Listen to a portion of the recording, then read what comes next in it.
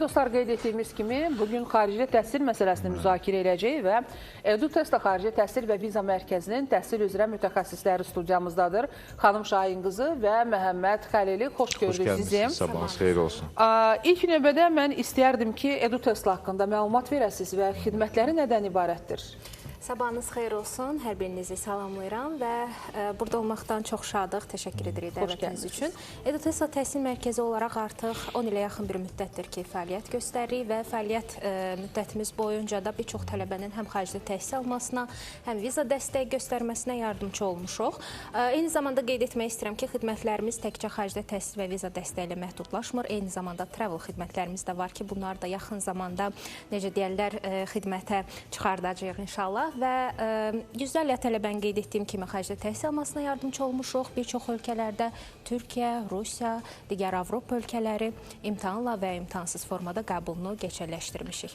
Əsas bilirsiniz, bu xaricə və s. getməzdən öncə ixtisası düzgün seçməkdir. Bəli, mütləq. Çünki indi bəs biz ixtisaslardan həmişə danışırıq, elə gedişatda da verilişimizdə də ki, bəzi ixtisaslar var ki, köhnəlib. Ehtiyac yoxdur. Bəzilərine var ki, ehtiyac var, amma onun təhsili yoxdur. Məhəmməd bəy, hansı istiqamətdə bugün hansıları daha belə deyək də uşaqlarımıza kömək olacaq gələcəkdə?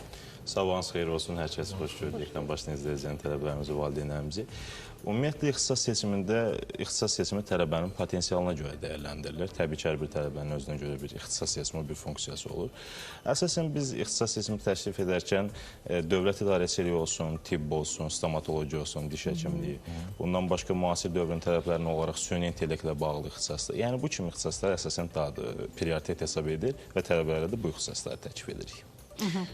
Amma bu ixtisaslar zamanında, məsələn, indi seçim zamanı səhvlər ola bilər, yaxud bu gedişatda, çünki proses, xeyr, qəliz deyil, amma bir ardıcıllığı var bu prosesin ki, belə tədris mərkəzlərdə bunun işlə məşğuldurlar. Ona görə də bu səhvlər, miflər, addımlar, bununla sizin bağlı danışaq bir qədər. Bəli. Burada əsasən demək istəyirəm ki, tələbələr seçim edərkən bəzi yanlışlara yol verirlər. Bu yanlışlardan biri ondan ibarətdir ki, tələbə xüsusən şəhərə və yaxud da ölkəyə görə seçim edir. Öz büdcəsini, öz təhsil almalı olduğu ixtisası seçim etməkdə çətinlik çəkir və biz buna görə buradayıq. Bəzən düşünür ki, mən mərkəz şəhərlərdə daha çox təhsil almalıyam, mən oranı istəyirəm sırf. Amma bəzi hallarda elə olur ki, büdcəsi buna imkan vermir və yaxud da ola bilər ki, həmin şəhərlərdə sırf atistatla yox, imtahan nəticəsilə qəbul keçərləşdirilir və tələbənin nəticəsi yoxdur. Bu halda biz artıq ona bu seçimlərdə təbii ki də dəstək oluruq ki, ona daha yaxın və yaxud da eyni potensialda olan universitetləri və ixtisasları təklif edirik.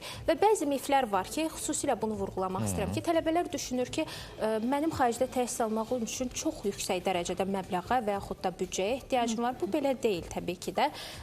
Yəni sizin nəticənizdən və yaxud da istəyinizdən asılı olaraq biz sizə təkliflər edirik. Kənar şəhərlərdə təklif edirik, mərkəzi də. Əgər sizin büdcənizə uyğundursa, təbii ki də bunu seçim edirsiniz. Və xüsusilə qeyd etmək istəyirəm ki, bəzi tələbələr, necə deyərlər, çaşqınlıq yaşayırlar. Görürük özümüzdəki gənclərimizdə bir qərarsızlıq var ki, hansı ixtisası seçim, hansı şəhərdə təhsil almalıyam. Biz buna uyğun sizə, necə deyərlər, dəstək oluruq tam şəkildə. İstər Türkiyə olsun, istər yenə qeyd edirəm, digər ölkələr olsun. Çünki ölkə seçimi də genişdir, şəhər seçimi də genişdir. Təbii ki, burada tələbənin öz istəyi və eyni zamanda da digər faktorlar əsas rol oynayır.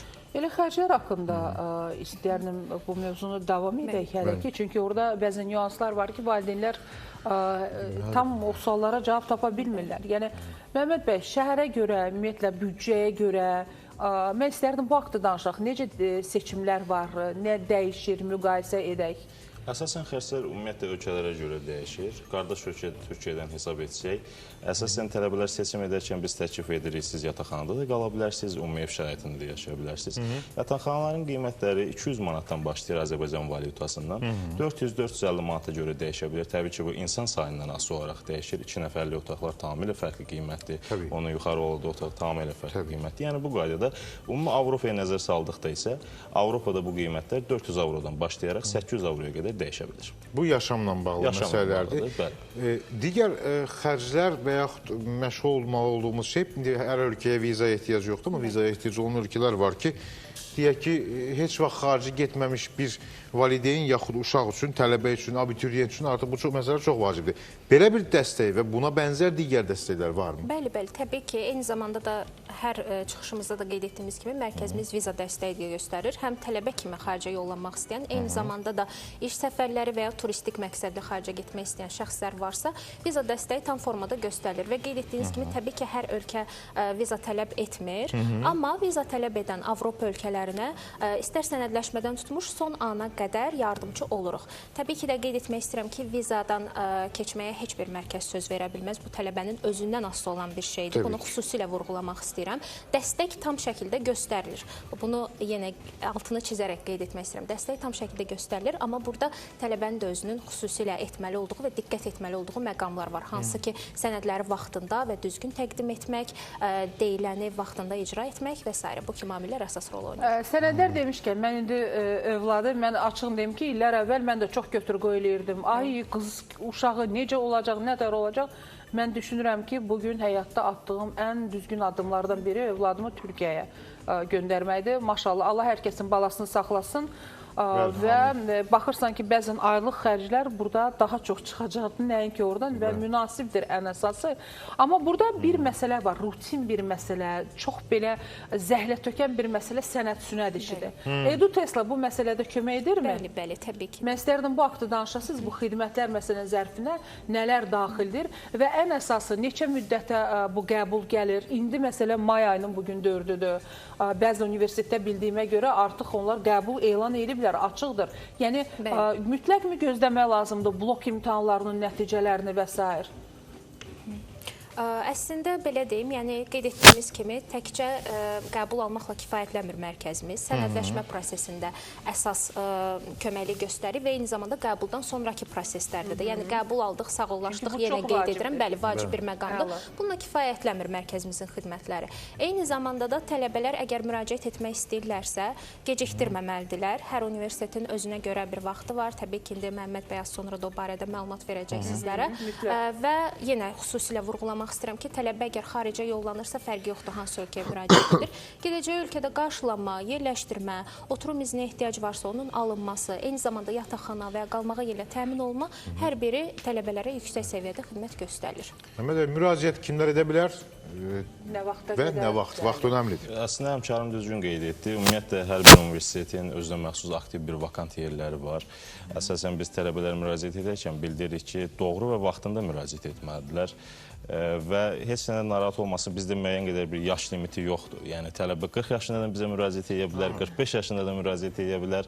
Hansı ki, mən özüm də Türkiyədə təhsil almışam, Ankara Dövlət Universitetini bitirmişəm. Mənim qrup yoldaşım var idi, 45 yaşı var idi. Yəni bu cəhətdən bizim ölkədənmi, yoxsa digər bizim ölkədən? ölkədən. Çünki hər ölkədən Heç gəlirlər. zaman gec deyil. Buradan da özümə valideynlərə tutub demək istəyirəm ki, narahat olmasınlar, övladım 50 bal toplayıb, 60 bal toplayıb, məyus olmayın. Heç nə üçün gec deyil. Ümumiyyətlə təhsilin yaşı və zamanı yoxdur. Vaxtında bizə müraciət edin və qəbul olun. Amma Məhəmməd bəy, hər gün artıq bir itirilmiş fürsətdir. Bir yerlərin dolması. Maksimum hansı müddətə qədər valideynlər müraciət edə bilərlər? Ümumiyyətlə belə deyil. Biz artıq qeydiyyatlarımıza başlamışıq. Qeydiyyatlarımız avqust ayının sonlarına qədər davam edir. Tələbələrə də məsləhət görürük ki, artıq indidən bizə müraciət etsin. Çünki müəyyən qədər vakant yerlər ayırlar. Həmən vakant yerlər dolmaması üçün vaxtında müraciət etməli və mümkün qədər tez qəbul almalı. Sonradan seçim artıq azalır, Sonradan seçim artıq azalır. Bəli, ixtisas seçimi olsun və yaxud da istədikləri universitet ola bilər ki, hansı universitet. İstərseniz məhdudlaşmaması üçün vaxtına müraciət etməli. Bir də bugün valideynlərin və ümumiyyətlə yeniyetmələrin əsas belə də ehtiyat etdikləri məsələlərdən biri də diplomların tanınması məsələsidir ki, bu haqda da istərdim. Yəni, hansı universitetlər sizin, məsələn, Edu Tesla ora qəbulu təmin edir, zəmanət verir və onların yəni diplom məsələsi. Bəli, təbii ki də biz hər yayımızda da bildiririk, eyni zamanda digər sosial media hesablarımızda da qeyd edirik bunu ki, əgər universitetin akreditasiyası varsa, həmin universitetin diplomu tanınacaq və biz də xüsusilə buna diqqət edirik ki, həmin universitet Azərbaycanda və digər ölkədə tanınsın və keçərli olsun. Təbii ki də müraciət zamanı eyni zamanda tələbələri xüsusi dövlət qurumlarına da yönləndiririk. Bildiyimiz kimi Təhsildə Keyfiyyət Təminatı Agentliyi qurumunun öz rəsmi saytı var, hansı ki həmin sayt daimi olaraq yenilənir Akreditasiyası olmayan, tanınmayan və yaxud da ən çox imtina alan universitetlərin siyahısı həmin saytda yer almaqdadır. Seçim zamanı valideynlərin gözü qarşısında biz tələbəyə göstəririk ki, bax, sənin seçim etdiyin universitet bu siyahıda var və yaxud da yoxdur.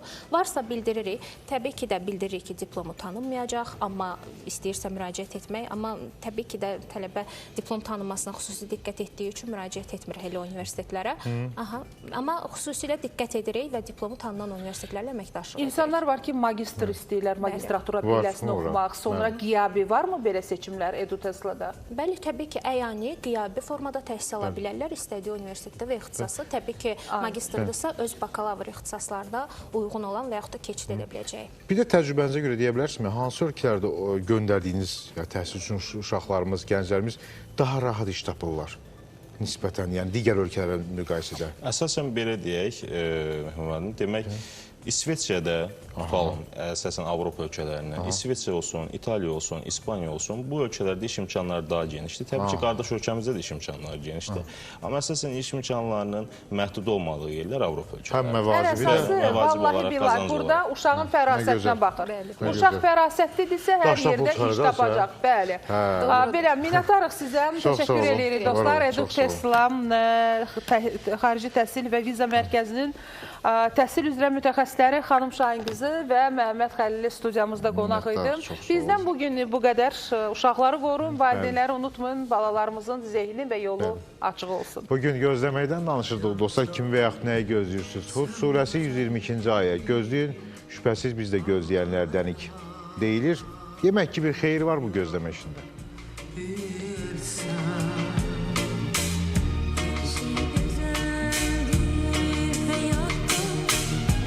Üzüm bir zara güzelim, yarayana bilsen, yarayana bilsen.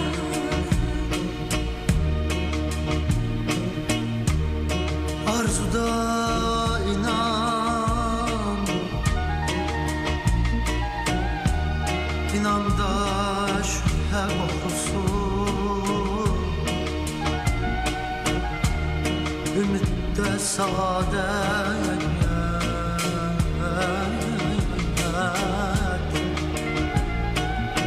saadette onu yitirmek korkusu ne kadardı, ne kadar.